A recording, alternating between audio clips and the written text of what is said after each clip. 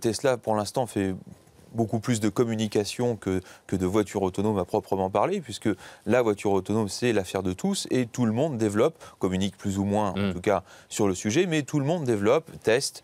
Ce qui manquait en Europe et en France, c'était une modification de la législation qui va arriver petit à petit. C'est les accords de Vienne, les fameux accords de Vienne, qui doivent mettre tout le monde d'accord, notamment entre assureurs et utilisateurs, pour savoir quand une voiture autonome aura un accident, qui est responsable, puisque si ce n'est pas le conducteur qui conduit, mais la voiture, à ce moment-là, qui devient responsable de l'accident?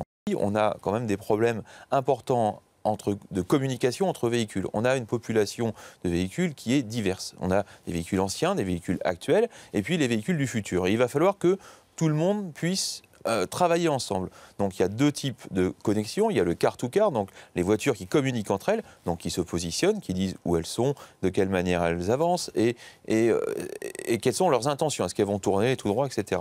Et puis on a le car-to-x. Le car-to-x, c'est la communication avec les infrastructures. Les feux rouges, la police, les pompiers, il y a un accident, un incendie dans un tunnel, tac, le tunnel se ferme ou on indique aux voitures qu'elles peuvent passer ailleurs. Et on les fait passer ailleurs.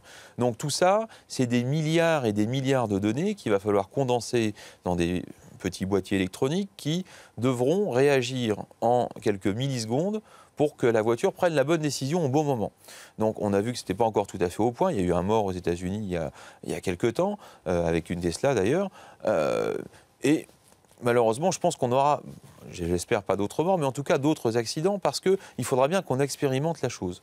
Au jour d'aujourd'hui, on est encore au balbutiement de la voiture 100% autonome. En revanche, que certaines fonctions autonomes ou certains types de trajets, j'entends par là même voie de circulation pour tout le monde et tout le monde qui va dans le même sens, ça devient tout à fait cohérent.